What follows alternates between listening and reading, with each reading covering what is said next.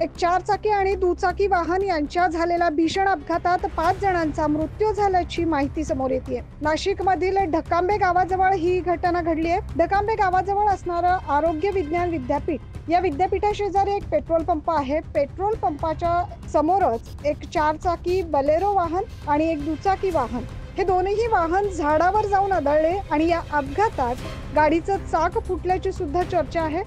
त्यामुळे या भीषण अपघातात एकूण 5 व्यक्ती मृत झाल्याची माहिती समोर येते।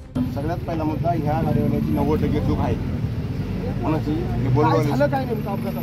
या झाली यांनी समोरचा ओव्हरटेक करत होता, याला काही गाडी कंट्रोल झालेली नाही म्हणून या समोरचा नरवितीचा अपघात झाला।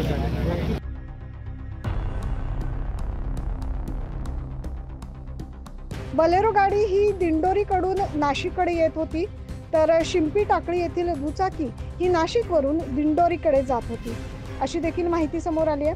हा अपघात इतका भीषण होता की या अपघातात 5 जणांचा मृत्यू झाल्याचं समजतंय। या दोनही गाड्यांच्या नंबर प्लेट आपण बघू शकतो आहोत। या नंबर प्लेट नाशिकच्या असल्याचं देखील समजतंय। बलेरो गाडीची नंबर प्लेटची इमेज आपण बघतो आहोत की 15GR4105, तर शाईन बाईक या बाईकची नंबर प्लेट आपण बघू शकतोय MH15HN3156। अशा या दोनही नंबर प्लेट आपल्याला दिसत आहे। त्याच्यावरून अंदाज येतोय की या दोनही गाड्या नाशिकच्या असल्या पाहिजेत।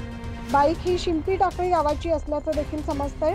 हा अपघात इतका भीषण होता की जागीच या ठिकाणी 5 जणांचा मृत्यू झाला आहे। हा अपघात पाहण्यासाठी बघ्यांची गर्दी देखील झालेलं आपण बघू शकतो।